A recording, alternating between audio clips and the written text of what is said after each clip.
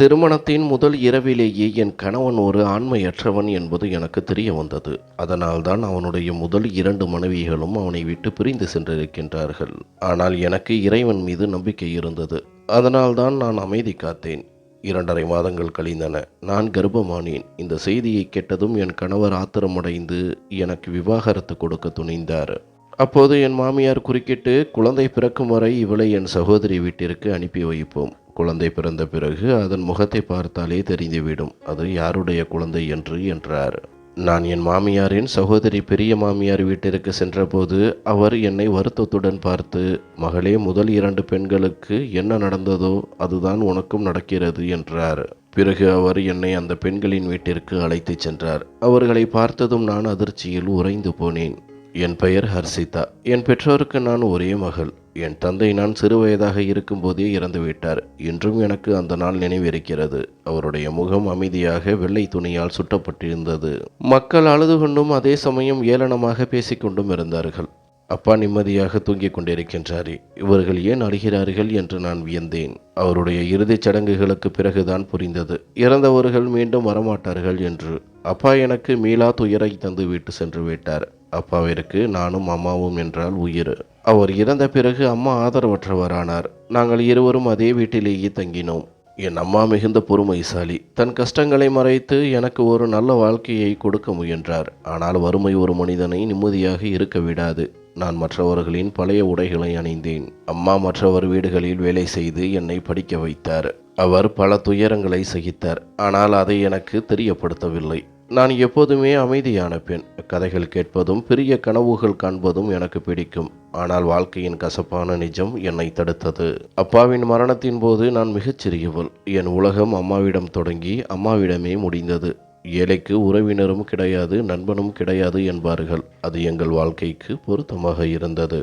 உறவினர்கள் எங்களை மதிக்கவில்லை. அம்மாவின் தம்பி எங்களை ஒருபோதும் வந்து பார்த்ததும் இல்லை. அம்மா சுயமரியாதை உள்ளவர். பசியால் வாடினாலும் தம்பியின் வாசலுக்கு செல்ல மாட்டார். அவ்வப்போது அப்பாவின் தம்பி, அதாவது சித்தப்பா, வீட்டிற்கு வருவார். அவர் வருவதைக் கண்டு நான் மகிழ்ச்சி அடைவேன். ஏனென்றால் எங்களை பார்க்க வரும் ஒரே உறவினர் அவர்தான். ஆனால் அப்போது எனக்கு தெரியவில்லை, அவர் எங்களை நலம் விசாரிக்க வரவில்லை. மாறாக எங்கள் வீட்டின் மீது அவர் கண் வைத்திருக்கிறார் என்று அவர் அடிக்கடி அம்மாவிடம் சொல்வார். அண்ணி, இந்த வீடு உங்கள் தேவைக்கு மிஞ்சிய பெரிய வீடு. இதை விற்றுவிட்டு என் வீட்டிற்கு வந்து விடுங்கள் என்பார். உண்மையில் அவர் அந்த பணத்தை சுருட்ட நினைத்தார். ஆனால் அம்மா வீட்டை விற்க விரும்பவில்லை. என்னிடம் கொஞ்சம் பணம் சேர்ந்ததும் ஒரு பகுதியை வாடகைக்கு விடுவேன். மாதம் மாதம் வாடகை வந்தால் வாழ்க்கை எளிதாகிவிடும் என்பார். அம்மா தன் திட்டத்தை சொல்லும் பொழுதெல்லாம் சித்தப்பா அவரை பேசவிடாமல் தடுத்து விடுவார். தாத்தா கட்டிய வீட்டை விற்று சித்தப்பாவும் அப்பாவும் ஏற்கனவே தங்கள் பங்கை பிரித்து கொண்டு தனித்தனியே வீடு கட்டியிருந்தார்கள். இந்த வீடு முழுமையாக அப்பாவின் பெயரில் இருந்தது. அவர் இறந்த பிறகு அது எனக்கும் அம்மாவுக்கும் சொந்தமானது. ஆனால் சித்தப்பா எப்பொழுதுமே இந்த வீட்டை எப்படி பறிக்கலாம் என்றே அலைந்தார். நல்ல வேளையாக அம்மா முட்டாள் இல்லை. இல்லையென்றால் வீட்டை விற்று பணத்தை சித்தப்பாவிடம் கொடுத்திருப்பார். பலமுறை பல வழிகளில் அம்மாவை சம்மதிக்க வைக்க முயன்றார். வீட்டின் விலையையும் மிக குறைவாகவே சொன்னார். அம்மா சித்தப்பாவின் தந்திரங்களை புரிந்து கொண்டார். இருந்தாலும் அவரிடம் உறவை முறித்து கொள்ள அம்மா விரும்பவில்லை. எது எப்படியோ சொத்துக்காகவாவது எங்களுடன் ஒட்டி கொண்டிருக்கும் ஒரே உறவினர் அவர்தான். உறவினர்கள் இல்லாமல் வாழ்க்கை நடத்துவது மிகவும் கடினம் என்று அம்மா நினைத்தார். அதே சமயம் அவருக்கு என் மீது மிகுந்த கவலை இருந்தது. என் வாழ்க்கை எப்படியோ கழிந்துவிட்டது. ஆனால் உன்னுடைய வாழ்க்கை சுகமாக அமைய வேண்டும் என்று நான் விரும்புகிறேன். உனக்காக எதையாவது சேர்த்து வைக்க வேண்டும். இதோ இந்த வீடு இருக்கிறது. இதை உன் பெயரிலேயே எழுதி வைத்து விடுவேன் என்று அம்மா என்னிடம் அன்பாக சொல்லும்போது நான் அவரை வியப்புடன் பார்ப்பேன். எனக்கு இந்த வீட்டை வைத்துக்கொண்டு என்ன செய்ய போகிறேன்? எனக்கு அம்மாவின் அன்பு மட்டுமே போதும் என்று தோன்றியது.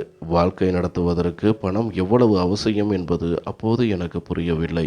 அம்மா என்னுடன் இருந்தவரை எனக்கு எதை பற்றியும் கவலை இருக்கவில்லை. நான் வளர வளர அம்மாவின் உடல்நிலை மோசமடைய தொடங்கியது. மருத்துவர்கள் அவருக்கு ஓய்வு தேவை என்று சொன்னார்கள். ஆனால் எங்கள் வாழ்க்கையில் ஓய்வு எங்கே இருக்கிறது? அம்மா எனக்காக அத்தனை கடினமாக உழைத்து கொண்டிருந்தார்.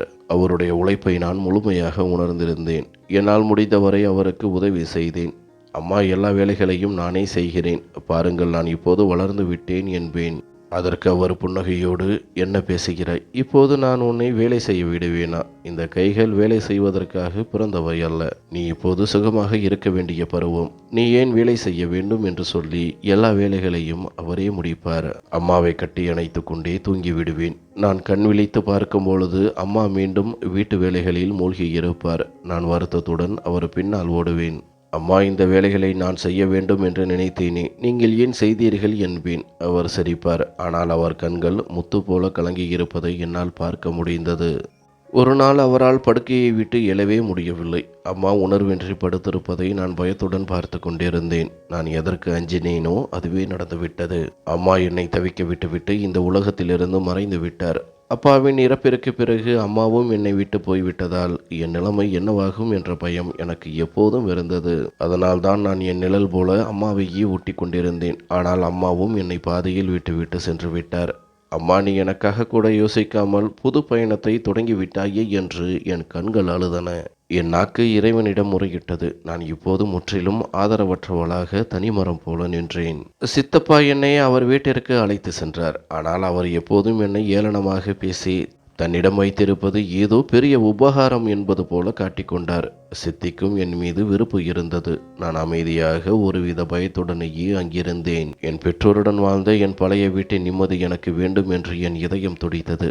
ஆனால் அது எப்படி சாத்தியம்? பெற்றோரின் அன்பை பெற முடியாத அந்த துரதிர்ஷ்டவசமான குழந்தைகளில் நானும் ஒருத்தியானேன். சித்தப்பா சித்தியுடனான வாழ்க்கை சரியாக அம்மா பயந்தது போலவே இருந்தது. சித்தி வீட்டு வேலைகள் அனைத்தையும் என் தலையில் சுமத்தினார். என் பள்ளிக்கூட படிப்பும் நிறுத்தப்பட்டது. அவர்கள் வீட்டு பிள்ளைகளுடன் போட்டி போடும் அளவிற்கு எனக்கு ஏது துணிச்சல்? அவர்களின் சுகபோக வாழ்க்கையை வேடிக்கை பார்த்து கொண்டு நான் வீட்டு வேலைக்காரியாக மாறிப்போனேன். சித்தியை எதிர்த்து பேசும் தைரியம் எனக்கு கிடையாது. அவர் எப்போதும் என்னை மிரட்டி கொண்டே இருப்பார். சித்தப்பாவின் குணமும் இப்போது முழுமையாக மாறியிருந்தது. அம்மா உயிருடன் இருந்தபோது வீட்டிற்கு வந்து என் தலையை தடவி கொடுப்பார். ஆனால் இப்போது அவர் என்னை நேராக பார்ப்பது கூட கிடையாது. மாறாக வீட்டை பற்றியே எப்போதும் பேச்சு இருக்கும். உன் செலவுகள் அதிகமாக இருக்கிறது. உன் திருமணத்திற்கும் நாங்கள் செலவு செய்ய வேண்டும். என்னால் இவ்வளவு பணத்தை சுமக்க முடியாது. வீட்டை விற்று விடுவோம். அந்த பணத்தை உன் திருமணத்திற்கு பயன்படுத்தலாம் என்றார். அப்போது எனக்கு வயது 15 தான். சித்தப்பாவுக்கு ஏன் என் திருமணத்தில் இவ்வளவு கவலை என்று எனக்கு புரியவில்லை. ஆனால் நான் பலவீனமாக இருந்தேன். சித்தப்பா வீட்டை சுருட்ட நினைக்கின்றார் என்பது எனக்கு புரிந்தது. இறுதியாக அவர் அதை செய்தும் காட்டினார். வீட்டை விற்று எல்லா பணத்தையும் தன் வசமே வைத்து கொண்டார். அந்த பணத்தில் எனக்காக அவர் என்ன செலவு செய்தார்? மிக விரைவாக எனக்காக ஒரு வரன் பார்க்கப்பட்டது. எனக்கு அமையப்போகும் கணவர் என்னை விட பல வயது மூத்தவர். ஆனால் சித்தப்பாவுக்கு அதை பற்றி எந்த கவலையும் இல்லை. அவர் சீக்கிரம் என் பாரத்தை தன் தலையிலிருந்து இறக்கிவிட வேண்டும் என்று நினைத்தார். இதற்கு பின்னால் என்னை அந்த வீட்டில் ஒரு நிமிடம் கூட சகித்து கொள்ள முடியாத சித்தியின் சூழ்ச்சி இருந்தது. அவள் வளர்ந்து பெரியவளானால் புத்தி வந்துவிடும். பிறகு வீட்டின் பணத்தை கேட்டால் என்ன செய்வாய் என்று சித்தி பேசியதை நான் சமையலறைக்கு செல்லும்போது என் காதுகளால் கேட்டேன். இவளை எவ்வளவு சீக்கிரம் முடியுமோ அவ்வளவு சீக்கிரம் புகுந்த வீட்டிற்கு அனுப்பிவிடு என்று அவர்கள் பேசிக்கொண்டார்கள். என்னை ஒரு விற்பனை பொருளாகவே அவர்கள் நடத்தினார்கள். என் அம்மா மற்றும் அப்பாவின் வீட்டை அபகரிப்பதற்காக அவர்கள் என்னை பலி கொடுத்தார்கள். அவர்களின் திட்டப்படியே எல்லாம் நடந்தது. எனக்காக எதுவுமே செய்ய முடியாத அளவிற்கு நான் பலவீனமாக இருந்தேன். சித்தி என்னிடம் வந்து, உனக்கு வரன் உறுதியாகிவிட்டது. உனக்கு அமையப்போகும் கணவன் ஒரு நல்லவர், கண்ணியமானவர். ஆனால் அங்கே சென்ற பிறகு உன்னை நீயே தான் பாதுகாத்து கொள்ள வேண்டும். மீண்டும் எங்கள் வீட்டிற்கு வர வேண்டிய அவசியமில்லை. எனக்கும் மகள்கள் இருக்கிறார்கள். அவர்களையும் நான் நல்ல இடத்தில் கட்டி கொடுக்க வேண்டும் என்றார்.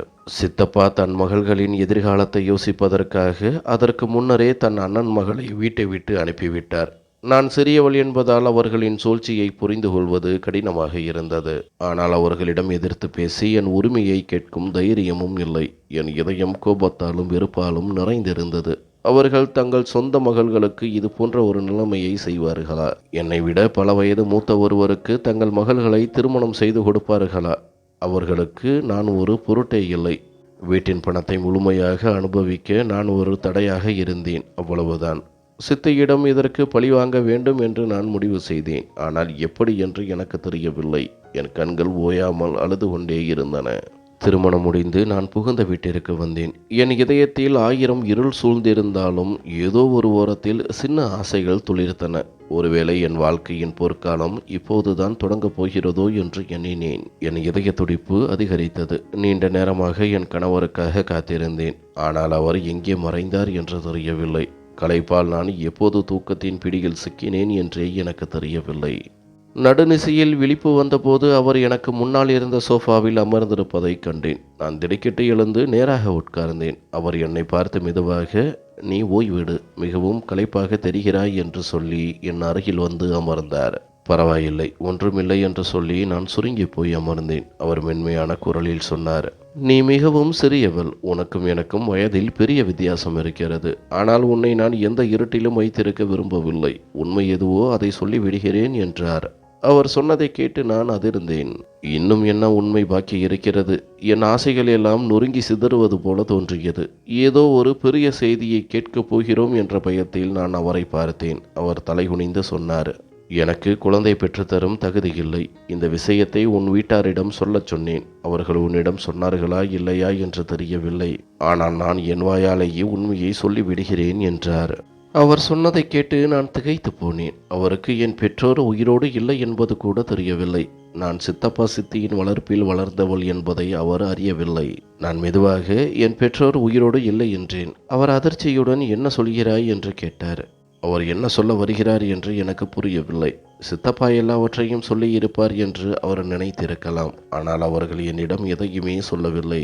நான் சொன்ன உண்மையை கேட்டு அவர் வருத்தத்துடன் என்னை பார்த்தார். "அப்படியானால் என் முதல் 2 மனைவிகளும் இதே காரணத்திற்காகத்தான் என்னை விட்டு பிரிந்து சென்றார்கள் என்ற உண்மையை கூட அவர்கள் உன்னிடம் சொல்லவில்லையா?" என்று கேட்டார். அவர் சொன்னதை கேட்டதும் என் காலடியில் இருந்த பூமி அதிர்ந்தது. நான் அவருக்கு 3வது மனைவி. என் சித்தப்பா சித்தி எனக்கு இவ்வளவு பெரிய துரோகத்தை செய்துவிட்டார்களா? அவர் ஒரு பெருமூச்சு விட்டுவிட்டு, "நீ என்ன முடிவு வேண்டுமானாலும் எடுக்கலாம். திரும்பிச் செல்ல விரும்பினால் தாராளமாக செல்லலாம்" என்று எனக்கு முழு அதிகாரத்தை கொடுத்து பேசினார். திரும்பிச் செல்லும் அதிகாரம் எனக்கு இருந்திருந்தால் நான் ஏன் இந்த திருமணத்தை செய்திருப்பேன்? நான் எவ்வளவு தூரம் நிர்பந்திக்கப்பட்டேன் என்பது அவருக்கு எப்படி தெரியும்? அவர் தன் தோளில் இருந்த ஒரு பெரிய சுமையை இறக்கி வைத்தது போல படுத்து கொண்டார். நான் அனாதையாக, ஆதரவற்றவளாக அங்கே அமர்ந்திருந்தேன். எனக்கு திரும்பிச் செல்ல எந்த வழியும் இல்லை. அதனால் புகுந்த வீட்டிலேயே மனதை நிலைநிறுத்த முயன்றேன். கணவர் பெரும்பாலும் வீட்டிற்கு வெளியே தான் இருப்பார். வீட்டில் நானும் மாமியாரும் கணவரும் மட்டுமே. மாமியார் என்னிடம் சாதாரணமாகவே நடந்து கொண்டார். நான் நாள் முழுவதும் வீட்டு வேலைகளில் மூழ்கி கிடப்பேன். கணவர் இரவு நேரத்தில் வீட்டிற்கு வரும்போது மாமியார் என் மீது ஒரு கண் வைத்திருப்பார். எப்போதும் என் பின்னாலேயே வருவார். என் ஒவ்வொரு செயலையும் கவனிப்பார். அவருடைய இந்த நடத்தை விசித்திரமாக தோன்றினாலும் அவர் வாயை திறந்து எதுவும் சொல்லாததால் எனக்கு பெரிய பாதிப்பு இல்லை. சாப்பாட்டிற்கு எந்த குறையும் இல்லை. வீட்டில் எல்லா வசதிகளும் இருந்தன. மாமியார் சொல்வதை கேட்டு நான் சமைத்து உணவை மேஜையில் வைப்பேன். நான் அமைதியாக எல்லோரோடும் சேர்ந்து சாப்பிடுவேன். எனக்கு அதிகமாக பேசும் பழக்கம் இல்லை. என் மௌனமே எனக்கு கேடயமாக மாறியிருந்தது. வீட்டு வேலைகள் செய்யும் பழக்கத்தை சித்தி ஏற்கனவே எனக்கு சொல்லிக் கொடுத்து விட்டதால் இப்போது எல்லா வேலைகளிலும் நான் கை தேர்ந்தவளாக இருந்தேன். ஒருவேளை அதனால்தான் என் மாமியாருக்கு என்னிடம் குறை சொல்ல எந்த வாய்ப்பும் கிடைக்கவில்லை. ஆனால் சில நாட்களாக என் உடல்நிலை விசித்திரமாக இருந்தது. ஒரு விதமான சோம்பேறித்தனமும் அசதியும் என்னை தொற்றிக்கொண்டன. படுக்கையை விட்டு எழவோ வேலை செய்யவோ பிடிக்கவில்லை. ஆனாலும் அது என் கடமையாக இருந்தது. கட்டிலில் அமர்ந்து ஓய்வெடுப்பது என்பது சாத்தியமில்லாத ஒன்று. அதிகாலையிலேயே மாமியாருக்கும் கணவருக்கும் காலை உணவு சமைக்க வேண்டும். ஆனால் என் மனமோ படுக்கையை விட்டு எழவே விரும்பவில்லை. என் நிலைமையைக் கண்டு நானே வியந்தேன். ஏனென்றால் இதற்கு முன்பு எனக்கு இப்படி நடந்ததே இல்லை. இருந்தபோதிலும் என்னை நானே வேலைகளில் ஈடுபடுத்திக் கொள்ள போராடினேன். என் உடல்நிலை சரியில்லாத விஷயத்தை கணவரிடமோ மாமியாரிடமோ சொல்லவில்லை.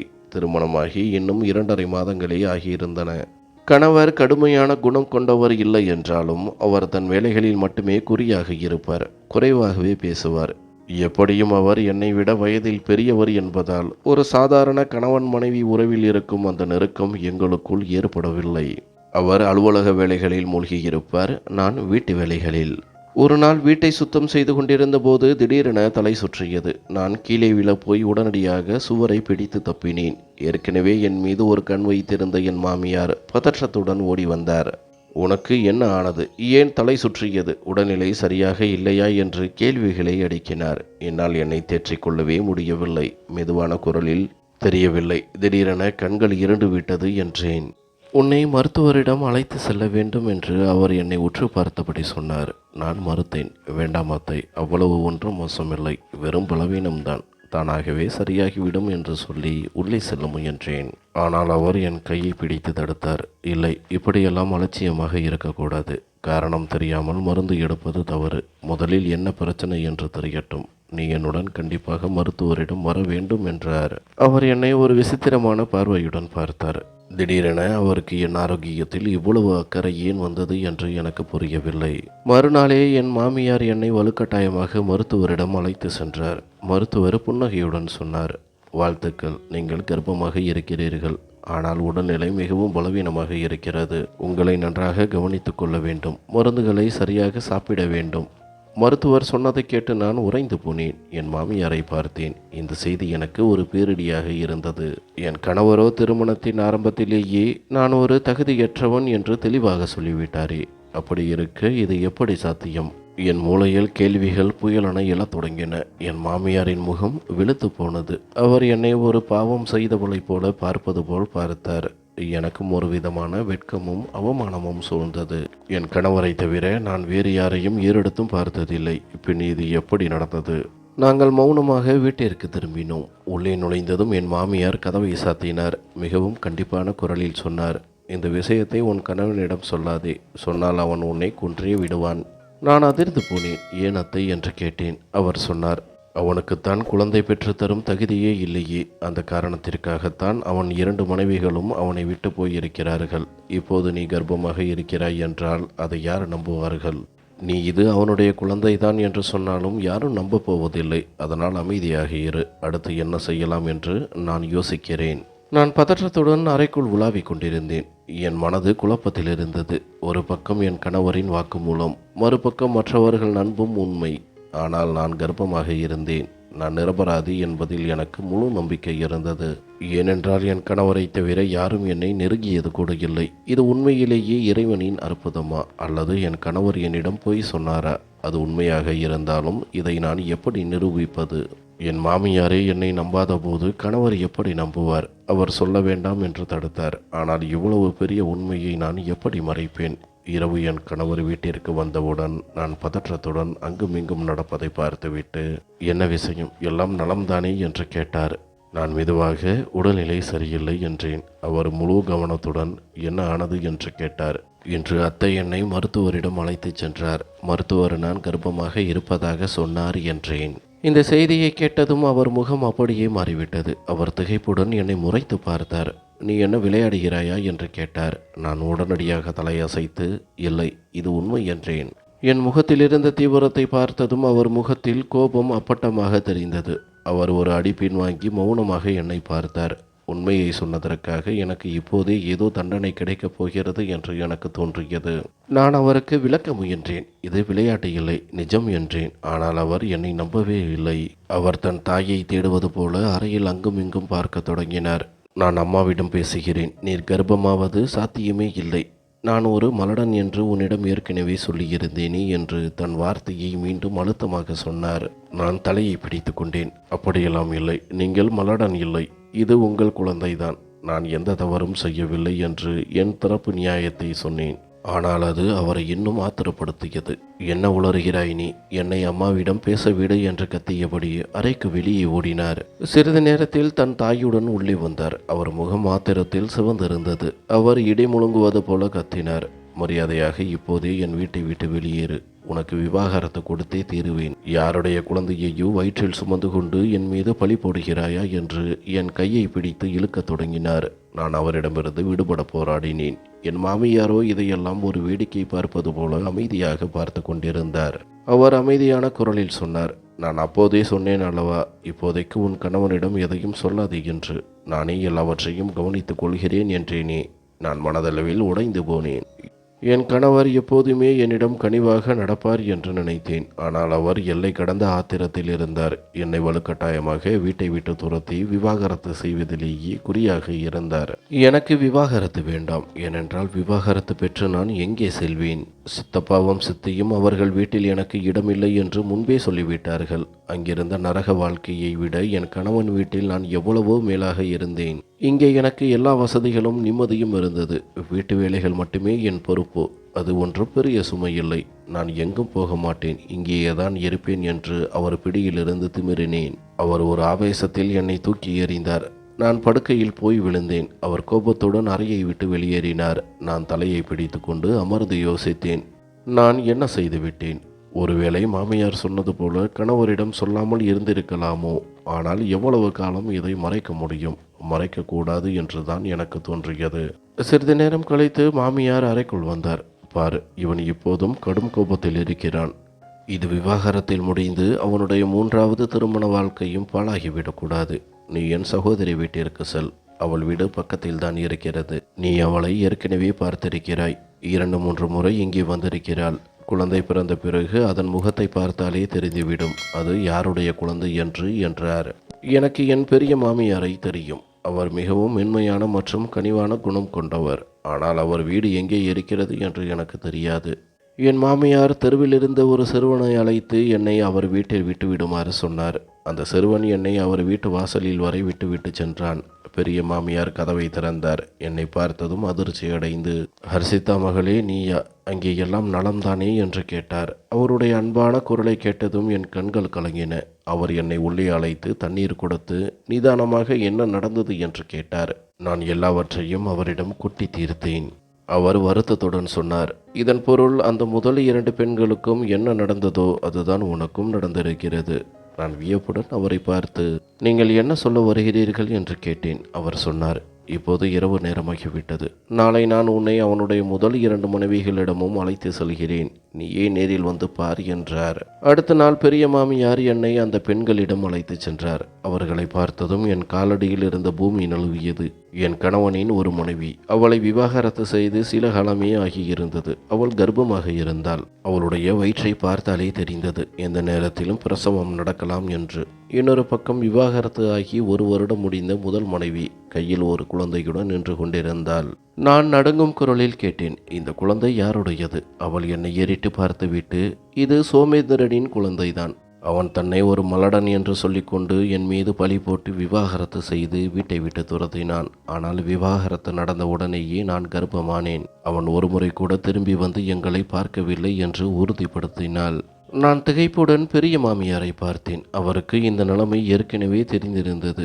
இவையெல்லாம் என்ன அத்தை என்று பதற்றத்துடன் கேட்டேன். அவர் சொன்னார், மகளே, எனக்கும் ஆரம்பத்தில் ஒன்றும் தெரியாது. உன் கணவன் சோமேந்திரனுக்கு தந்தையாகும் தகுதியில்லை. அதனால்தான் மனைவிகள் பிரிந்து போனார்கள் என்றுதான் நானும் நம்பினேன். ஆனால் ஒரு முறை தற்செயலாக சந்தையில் அவன் 2வது மனைவியை பார்த்தேன். அவள் கர்ப்பமாக இருந்தாள். அவளுக்கு மறுமணமாகிவிட்டதா என்று கேட்டேன். ஆனால் அவளோ இது சோமேந்திரனின் குழந்தைதான் என்று அழுதாள். அவள் முகத்திலிருந்த உண்மையை என்னால் உணர முடிந்தது. என் மூளை வேலை செய்யவில்லை. உடனே முதல் மனைவியின் வீட்டிற்கு சென்றேன். அங்கேதான் தெரிந்தது அவள் விவாகரத்து கோரவில்லை. மாறாக வலுக்கட்டாயமாக விவாகரத்து கொடுக்கப்பட்டிருக்கிறாள். அவளும் சோமேந்திரனின் குழந்தைக்கு தாயாக இருந்தாள். இதை கேட்டு என் உயிர் பிரிவது போல் இருந்தது.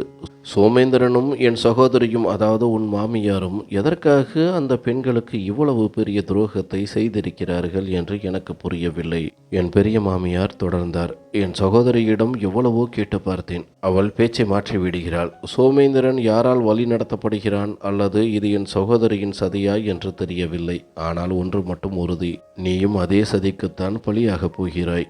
சோமேந்திரன் உன்னையும் விரைவில் விவாகரத்து செய்துவிட்டு உன்னை தேடவே மாட்டான் என்றார். நான் என் தலைவிதியை நொந்து கொண்டேன். எனக்கு அம்மாவும் இல்லை, அப்பாவும் இல்லை, எந்த ஆதரவும் இல்லை. இப்போது என் கணவனும் என்னை ஒரு அந்நியனைப் போல நடத்துகிறான். நான் எந்த தவறும் செய்யவில்லை. சோமேந்திரனிடம் பேசியே தீர வேண்டும் என்று முடிவு செய்தேன். அவர் ஏன் இப்படி அப்பாவி பெண்களின் வாழ்க்கையை சீரழிக்கிறார்? அத்தை, இந்த நிலைமையிலிருந்து நான் எப்படி மீள்வேன்? என் கணவன் மலடன் இல்லை என்பதை அவரிடமே எப்படி நிரூபிப்பேன் என்று கேட்டேன். அத்தை ஆழ்ந்த யோசனைக்கு பிறகு சொன்னார், உன் மாமியார் மிக சூழ்ச்சி மிக்கவள். இதெல்லாம் அவளுடைய வேலைதான். தன் மகனின் வாழ்க்கை அமைவதை அவள் விரும்பவில்லை. அதனால்தான் அவன் ஒரு மலடன் என்று அவன் மனதிலேயே நஞ்சை விதைத்து அவன் காதுகளை நிரப்புகிறாள். நான் வியப்புடன் கேட்டேன், அப்படியென்றால் அவர் ஏன் தன் மகனுக்கு திருமணம் செய்து வைக்கிறார்? அத்தை தோள்களை உயர்த்தினார். இறைவனுக்கே வெளிச்சம் அவள் மனதில் என்ன இருக்கிறது என்று. பிறகு ஒரு யோசனையை சொன்னார். நாம் சோமேந்திரனின் அலுவலகத்திற்கே சென்று அவனை சந்திப்போம். எனக்கு பயமாக இருந்தது. அவர் ஆத்திரமடைந்தால் என்ன செய்வது? வேண்டாம் அத்தை, நாம் வீட்டிற்கே செல்வோம். என் மாமியார் முன்னாலேயே உண்மையை உடைப்பேன். சோமேந்திரன் நம்ப மறுத்தால் அவருடைய முதல் 2 மனைவிகளையும் குழந்தைகளையும் அங்கே அழைத்து வருவேன் என்று உறுதியாக சொன்னேன். என் உறுதியைக் கண்டு அத்தை மெச்சினார். இதுதான் சரியான முடிவு, நான் உன்னுடன் வருவேன் என்றார். ஒரு துணையை எதிர்பார்த்து காத்திருந்த எனக்கு அவர் வார்த்தைகள் ஆறுதலாக இருந்தன. அவர் விடுமுறையில் வீட்டில் இருக்கும் நாளை தேர்ந்தெடுத்தேன். பெரிய மாமியாரை அழைத்து கொண்டு என் கணவர் வீட்டிற்கு சென்றேன். கதவை அவரே திறந்தார். என்னை பார்த்ததும் அதிர்ச்சி அடைந்தவர் பின் ஆத்திரத்தில் கொதித்தார். நீ இங்கே என்ன செய்கிறாய்? மரியாதையாக போய்விடு என்று கத்தினார். ஆனால் நான் அவர் பேச்சை பொருட்படுத்தாமல் உள்ளே நுழைந்தேன். நான் உங்களிடம் பேச வந்திருக்கிறேன். நிதானமாக அமர்ந்து நான் சொல்வதை கேளுங்கள். பிறகு நீங்கள் எடுக்கும் எந்த முடிவிற்கும் நான் கட்டுப்படுகிறேன். விவாகரத்து செய்ய வேண்டுமா? தாராளமாக செய்யுங்கள். ஆனால் அதற்கு முன் நான் சொல்வதை கேளுங்கள் என்றேன். என்னுடைய தீவிரத்தை பார்த்ததும் சோமேந்திரன் அமைதியானார். பெரிய மாமியார் குறுக்கிட்டு, அவள் சொல்வதை ஒரு முறை கேட்பதில் என்ன தவறு இருக்கிறது சோமேந்திரா? தன் தரப்பு நியாயத்தை சொல்ல எல்லோருக்கும் உரிமை உண்டு என்றார். அவர் சொன்னதை கேட்டு சோமேந்திரன் மௌனமாக உள்ளே சென்று அமர்ந்தார். அந்த நேரத்தில் என் மாமியாரும் அறைக்கு வெளியே வந்தார். என்னை பார்த்ததும் அதிர்ச்சியடைந்த அவர் வேகமாக என் அருகில் வந்து, நீ இங்கே என்ன செய்கிறாய்? நான் சொல்லும் வரை காத்திருக்க சொன்னேனே என்று என் கையை பலமாக பிடித்து கொண்டு பதற்றத்துடன் பேசினார். ஆனால் நான் அவர் பிடியிலிருந்து கையை விடுவித்து கொண்டு, நான் என் கணவனிடம் பேச வந்திருக்கிறேன். பேசி முடிக்கும் வரை நான் இங்கிருந்து நகரப் போவதில்லை என்று கராராக சொன்னேன். என் கண்டிப்பான குரல் அவரை மௌனமாக்கியது. அவர் என்னை உற்று பார்த்தார். பிறகு அவர் பெரிய மாமியாரிடம் திரும்பி, லட்சுமி, இவளை இங்கிருந்து கூட்டி செல். நானே நேரில் வந்து பேசுகிறேன். சோமேந்திரன் கோபத்தில் ஏதாவது செய்துவிடப் போகிறான் என்றார். அதற்கு பெரிய மாமியார் மிக தைரியமாக பதிலளித்தார். சரளா அக்கா, பேசுவது ஒன்றும் தவறில்லை. சோமேந்திரனை அனுமதி கொடுத்து விட்டான். உனக்கு இதை கேட்க பிடித்தால் அமைதியாக கேள், இல்லை என்றால் உன் அறைக்கு செல் என்றார். அவருடைய இந்த நேரடியான பேச்சை கேட்டு மாமியார் என்னை முறைத்து பார்த்தார். நான் கணவனை பார்த்து சொன்னேன், நான் உங்களுக்கு உண்மையை சொல்ல வந்திருக்கிறேன். உங்களுக்கு தெரியுமா என்று தெரியவில்லை. உங்கள் முதல் மனைவியின் மடியில் உங்கள் மகள் வளர்ந்து கொண்டிருக்கிறாள். உங்கள் 2வது மனைவி இப்போது 9 மாத கர்ப்பிணியாக இருக்கிறாள். இந்த வார்த்தைகளை கேட்டதும் சோமேந்திரன் அப்படியே உறைந்து போனார். அதிர்ச்சியுடன் என்னை ஏறிட்டு பார்த்தவர் பிறகு உடனடியாக தன் தாயை திரும்பி பார்த்தார். அவர் கண்கள் உண்மையை தேடின. ஆனால் என் மாமியார் பதறாமல், இதெல்லாம் போய், அந்த பெண்கள் யாருடனேயோ ஊர் சுற்றி பெற்ற குழந்தைகளுக்கு என் மகனை பழி சுமத்துகிறார்கள். என் மகன் ஏற்கனவே அவர்களை விவாகரத்து செய்து விட்டான் என்றார். அவர் சொன்ன வார்த்தைகளும் என் கணவரின் முகத்தில் இருந்த திகைப்பும் பார்த்தபோதுதான் இந்த பெரிய சதிக்கு யார் காரணம் என்பது எனக்கு தெளிவாக புரிந்தது. நான் ஆத்திரத்துடனும் வருத்தத்துடனும் சொன்னேன், இன்றைய அறிவியல் காலத்தில் வாழ்ந்து கொண்டு நீங்கள் ஏன் இவ்வளவு முட்டாளாக இருக்கிறீர்கள்? உங்கள் தாய் சொன்னார் என்பதற்காக எதையும் ஆராயாமல் எப்படி நம்பினீர்கள்? நீங்கள் 2 மனைவிகளை விவாகரத்து செய்தீர்கள். அவர்களுக்கு குழந்தைகள் பிறந்துவிட்டன. அப்படியும் நீங்கள் உங்களை ஒரு மலடன் என்று நம்பிக்கொண்டிருக்கிறீர்களா? நான் விடாமல் பேசினேன். நீங்கள் மலடன் இல்லை. உங்கள் மனைவிகளும் எந்த பாவமும் செய்யவில்லை. அந்த குழந்தைகள் உங்களுடையவைதான். உங்களுக்கு துளியாவது சந்தேகம் இருந்தால் DNA பரிசோதனை செய்து பாருங்கள். உண்மை வெளிச்சத்திற்கு வரும். இப்போது கேளுங்கள். நானும் உங்களுடைய குழந்தையைத்தான் வயிற்றில் சுமந்து கொண்டிருக்கிறேன். நான் ஒரு நிமிடம் நிறுத்திவிட்டு தொடர்ந்தேன். முதல் 2 மனைவிகளை நீங்கள் ஒருபோதும் மதிக்கவில்லை. அவர்களின் குழந்தைகளின் முகத்தை கூட பார்க்கவில்லை. ஆனால் இப்போது என் வயிற்றில் வளரும் குழந்தை உங்களுடையது. இதற்கு பொறுப்பேற்பது உங்கள் கடமை. நீங்கள் என்னை விவாகரத்து செய்தாலும் சரி, வீட்டை விட்டு துரத்தினாலும் சரி, நீங்கள் மலடன் இல்லை என்ற உண்மையை உங்கள் முகத்தில் அறைந்துவிட்டு தான் போவேன். என் கணவர் இப்போது தன் தாயை கனல் கக்கும் கண்களுடன் பார்த்து கொண்டிருந்தார். என் மாமியாரின் முகம் வெளுத்து போனது. அவர் தன் சதியை ஒப்புக்கொள்ள வேண்டிய நேரம் வந்துவிட்டது. எல்லோர் முன்னிலையிலும் அவர் முகமூடியை கிழித்து விட்டேன். சோமேந்திரனின் முதல் 2 மனைவிகளும் என்னைப் போல தைரியமானவர்கள் இல்லை போலிருக்கிறது. அதனால்தான் அவர்கள் தெருவில் அலைந்து தங்கள் குழந்தைகளை வளர்க்கிறார்கள். ஆனால் நான் அநீதியை சகித்து கொள்ளவில்லை. இறுதியாக என் மாமியார் பேசினார். ஆமாம், இதுதான் உண்மை. நான் தான் எல்லாவற்றையும் செய்தேன் என்றார். அவர் குரல் தாழ்ந்திருந்தது. கண்கள் தரை நோக்கி இருந்தன. என் கணவர் மாறி மாறி எங்களை பார்த்து கொண்டிருந்தார். தன் தாய் ஏன் தமக்கு இப்படி ஒரு துரோகத்தை செய்தார் என்பதை அவரால் நம்பவே முடியவில்லை. மாமியார் சொன்னார், உன் முதல் மனைவி கர்ப்பமான உடனேயே உனக்கு தெரியாமல் அவளை விவாகரத்து செய்து வீட்டை விட்டு துரத்தினேன். எனக்கும் உனக்கும் இடையில் இன்னொருத்தி வருவதை நான் விரும்பவில்லை. உனக்கு குழந்தை பிறந்துவிட்டால் உன் மனைவியுடனான பிணைப்பு பலமாகிவிடும். அதை என்னால் தாங்கிக் கொள்ள முடியாது. அவர் குரலில் ஒரு விதமான வெறித்தனம் தெரிந்தது. உன் தந்தையைப் போலத்தான் உன்னையும் நான் வளர்த்திருக்கிறேன். நீ என்னிடமிருந்து பிரிந்துவிடக்கூடாது என்றுதான் நான் இப்படி செய்தேன். இன்னொரு பெண் தன் குழந்தையின் மூலம் உன்னை தன்னிடமிருந்து பிரித்து இந்த வீட்டில் என்னை ஒரு வேண்டாத பொருளாக மாற்றிவிடுவாள் என்று பயந்தேன். என் ஒருத்திக்கு மட்டுமே உன் வாழ்வில் முக்கியத்துவம் இருக்க வேண்டும் என்று நினைத்தேன். மாமியாரின் வார்த்தைகளை கேட்டு நான் மிரண்டு போனேன். என் கணவன் தலையை தொங்க போட்டுக்கொண்டு அமைதியாக நின்றார். மாமியார் தொடர்ந்தார். சமூகம் என்னை தவறாக பேசக்கூடாது என்பதற்காகத்தான் நான் உனக்கு தொடர்ந்து திருமணங்கள் செய்து வைத்தேன்.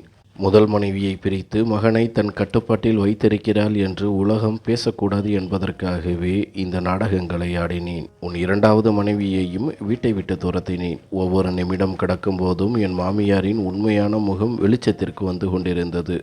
அவர்தான் என் கணவனுக்கு தந்தையாகும் தகுதி இல்லை என்று ஒரு போலி மருத்துவ அறிக்கையை தயாரித்திருந்தார். தன் மனைவிகளுடனான உறவு ஒருபோதும் பலப்பட்டு விடக்கூடாது என்பதே அவர் நோக்கம்.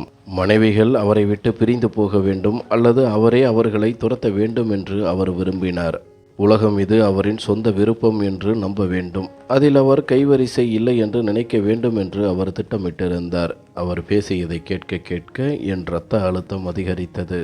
நான் கணவரை பார்த்தேன். அவர் முகம் ஒரு பிணத்தைப் போல உணர்ச்சியற்று போயிருந்தது. மாமியார் தொடர்ந்தார். ஆனால் உன் மனைவிகள் யாரும் உன்னை விட்டு போக தயாராக இல்லை. அவர்கள் கர்ப்பமாகவும் ஆகிவிட்டார்கள். அதை என்னால் எப்படி சகித்து கொள்ள முடியும்? உன் மனைவிக்கும் உன் பிள்ளைக்கும் என் மதிப்பை விட அதிக முக்கியத்துவம் கிடைப்பதை நான் விரும்பவில்லை. அதனால்தான் இந்த விளையாட்டை தொடர்ந்து ஆடினேன். நீ என் மீது சந்தேகமே படவில்லை. உன் முதல் மற்றும் இரண்டாவது மனைவியுடன் உன்னை நெருங்கவே விடவில்லை. அதனால் உனக்கு உண்மை தெரியவே இல்லை. அவர் மேலும் சொன்னார். உன் மூன்றாவது மனைவிக்கும் இதையே தான் செய்ய நினைத்தேன். ஆனால் அவள் கர்ப்பமாக இருப்பதை உன்னிடமே சொல்லிவிட்டாள். அதை கேட்டு நீ அதிர்ச்சி அடைந்தாலும் அவள் மீது உனக்கு அசைக்க முடியாத நம்பிக்கை இருந்தது. அவள் எந்த தவறும் செய்ய மாட்டாள் என்று நீ நம்பினாய். அதனால்தான் அவளுக்கு உடனடியாக விவாகரத்து கொடுக்காமல் யோசனையில் ஆழ்ந்தாய். அதனால்தான் அவளை என் சகோதரி வீட்டிற்கு அனுப்பினேன். உன் கண்ணெதிரையே இருந்தால் அவள் உன்னை நம்ப வைத்து விடுவாள் என்று பயந்தேன். அவளுக்கு விவாகரத்து கொடுத்து அனுப்பிவிடு என்று நான் உன்னிடம் எவ்வளவோ சொன்னேன். நீ மட்டும் அப்போது விவாகரத்து கொடுத்திருந்தால் இன்று அவள் என் முன்னால் நின்று என் ரகசியத்தை உடைத்திருக்க முடியாது. மாமியார் சொன்னதை கேட்டு நான் என் கணவர் சோமேந்திரனை பார்த்தேன். அவர் முகத்தில் வெட்கம், இயலாமை மற்றும் ஒரு சிறிய மகிழ்ச்சி என எல்லாம் ஒன்றாக தெரிந்தன. அவர் நடுங்கும் குரலில் சொன்னார். என் தாய் எனக்கு இப்படி ஒரு துரோகத்தை செய்வார் என்று நான் கனவிலும் நினைக்கவில்லை. ஹர்ஷிதா, என்னை மன்னித்து விடு.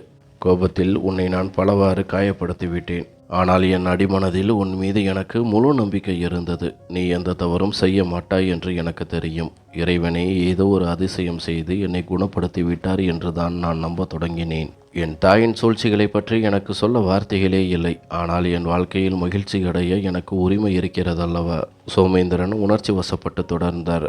என் தாய் எவ்வளவு சுயநலமாக மாறிவிட்டார் என்றால் தன் மகனின் மகிழ்ச்சியை கூட பறித்து விட்டார். நான் என் மற்ற பிள்ளைகளையும் போய் சந்திப்பேன். அவர்களை கண்டிப்பாக ஏற்றுக்கொள்வேன். தேவையில்லாத தவறான புரிதல்களால் என் மனைவிகளுக்கும் பிள்ளைகளுக்கும் நான் மிகுந்த வலியை தந்துவிட்டேன். இதற்கெல்லாம் என் தாய்தான் காரணம் என்று எனக்கு தெரியாமல் போய்விட்டது. ஹர்ஷிதா, என் குழந்தையின் மகிழ்ச்சியை நீ எனக்கு திரும்ப தருவாயா? எனக்கு குழந்தைகள் பிறந்ததும் ஒரு தந்தையாக அந்த மகிழ்ச்சியில் ஒரு சிறு பங்கை கூட என்னால் அனுபவிக்க முடியாமல் போய்விட்டது. ஆனால் நான் உன்னிடம் ஒருபோதும் தவறாக நடக்கவில்லை. இனி நடக்கப் போவதும் இல்லை. என் குணங்களை பற்றி உனக்கு நன்றாக தெரியும். அவர் மென்மையாக சொன்னதை கேட்டு நான் மௌனமானேன். என் கணவர் ஒரு நல்ல மற்றும் கண்ணியமான மனிதர் என்பது எனக்கு நன்றாக தெரியும். அதனால்தான் நான் அவரிடம் திரும்பி வந்தேன். அவரை விட்டு பிரிய நான் விரும்பவில்லை. அவருடன் நான் கழித்த அந்த சில காலங்களில் அவர் எனக்கு மதிப்பையும் நம்பிக்கையும் கௌரவத்தையும் தந்தார். என் சித்தப்பா சித்தியைப் போல அவர் ஒருபோதும் என்னிடம் கடுமையாக நடந்து கொண்டதில்லை. பெற்றோருக்கு பிறகு என் கணவரைத்தான் நான் என் புகலிடமாக நம்பியிருந்தேன். என் மற்றும் என் குழந்தையின் மகிழ்ச்சிக்காக நான் அவரை மன்னித்தேன். தந்தை இல்லாமல் வளர்வது எவ்வளவு கடினம் என்பது எனக்கு தெரியும். நான் அனுபவித்த அந்த துயரத்தை என் பிள்ளைகளும் அனுபவிக்க கூடாது என்று நான் விரும்பினேன். நான் என் கணவருடன் மீண்டும் மகிழ்ச்சியாக வாழத் தொடங்கினேன். அவர் தன் முதல் 2 மனைவிகளிடமும் மன்னிப்பு கேட்டார். அவர் தெரிந்து அவர்களுக்கு தீங்கு செய்யவில்லை. தன் தாயின் பேச்சை நம்பி ஏமாந்து விட்டார். இப்போது அவர் தன் மற்ற குழந்தைகளின் செலவுகளையும் ஏற்க தொடங்கினார். அவர்களை அடிக்கடி போய் பார்ப்பார். வீட்டிற்கும் அழைத்து வருவார். இறைவன் எனக்கு ஒரு அழகான ஆண் குழந்தையை தந்தார். என் கணவர் தன் மகனுடன் மிகவும் மகிழ்ச்சியாக இருந்தார். அவர் குழந்தையிடம் அன்பு காட்டுவதை பார்க்கும்போது என் மனம் குளிர்ந்துவிடும். என் மகன் தாய் மற்றும் தந்தையாகிய இருவரின் அன்பினும் வளர வேண்டும். அவனுக்கு எந்த குறையும் இருக்கக்கூடாது என்று நான் விரும்பினேன். என் மாமியார் இப்போதும் என்னிடம் கசப்பான குரலிலேயே பேசுவார். சில நேரங்களில் மௌனமாக இருப்பார். சில நேரங்களில் தலைகால் புரியாமல் பேசுவார். அவர் தன் சுயநினைவில் இல்லை என்பது போல் இருந்தது. அல்லது ஏதோ ஒரு பெரிய அதிர்ச்சியில் ஆழ்ந்திருந்தது போல் தெரிந்தது. அவர் செய்த தவறுகளை பொருட்படுத்தாமல் அவருக்கு பணிவிடை செய்ய வேண்டும் என்று நான் நினைத்தேன். ஏனென்றால் அவர் செய்ததெல்லாம் தன் மகனின் மீதான அதீத பாசத்தினால் என்பதை நான் அறிந்திருந்தேன். ஆனால் இப்போது அவர் மகனின் கண்களில் அவருக்கான மரியாதை குறைந்துவிட்டது. அதுதான் அவருக்கு கிடைத்த மிகப்பெரிய தண்டனை அல்லது மன உளைச்சல் என்று சொல்லலாம். அவருடைய ஒவ்வொரு நடத்தையையும் நான் பொறுமையுடனும் நிதானத்துடனும் சகித்து கொண்டேன். என் கணவரின் பார்வையில் எனக்கான மதிப்பும் முக்கியத்துவமும் இன்னும் அதிகரித்தது. எல்லாவற்றையும் எனக்கு தந்து ஆசீர்வதித்த இறைவனுக்கு நான் ஒவ்வொரு நொடியும் நன்றி சொன்னேன். கஷ்டங்களுக்கு பிறகு எனக்கு ஒரு நிம்மதியான வாழ்க்கையை அவர் கொடுத்திருந்தார்.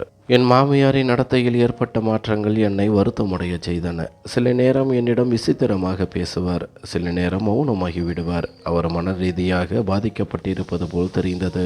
என் கணவர் சோமேந்திரனும் இதை பார்த்து துயரமடைந்தார். ஒரு மாலை வேளை கணவர் என்னிடம், ஹர்ஷிதா, அம்மாவை ஒரு நல்ல மருத்துவரிடம் காட்ட வேண்டும் என்று தோன்றுகிறது. அவர் செய்த தவறுகளுக்கு காரணம் எதுவாக இருந்தாலும் இப்போது அவர் இருக்கும் நிலையை என்னால் பார்க்க முடியவில்லை என்றார். எனக்கும் அது சரியாகப்பட்டது. நாங்கள் ஒரு மனநல மருத்துவரை சந்தித்தோம். சோதனைகளுக்கு பிறகு மருத்துவர் சொன்னார், உங்கள் மாமியாருக்கு ஆழ்ந்த மன உளைச்சல் ஏற்பட்டிருக்கிறது. அவர் மிகுந்த தனிமையை உணர்கிறார். தான் செய்த காரியங்களுக்காக அவர் வருந்துகிறார். ஆனால் அதை வெளியே காட்டிக்கொள்ள தெரியவில்லை. மருத்துவர் எங்களை அன்போடும் பொறுமையோடும் அவரை அரவணைத்து கொள்ளுமாறு அறிவுறுத்தினார். நாங்கள் மருத்துவரின் ஆலோசனையை பின்பற்றினோம். நான் அவருக்கு சத்தான உணவுகளை சமைத்து கொடுத்தேன். அவரோடு அமர்ந்து பேசினேன். அவருக்கு பிடித்த விஷயங்களை செய்து அவர் கவனத்தை திசை திருப்பினேன். சோமேந்திரனும் தன் நேரத்தை அம்மாவுடன் செலவிடத் தொடங்கினார். மெல்ல மெல்ல அவர் உடல்நிலையிலும் மனநிலைமையிலும் முன்னேற்றம் தெரிந்தது.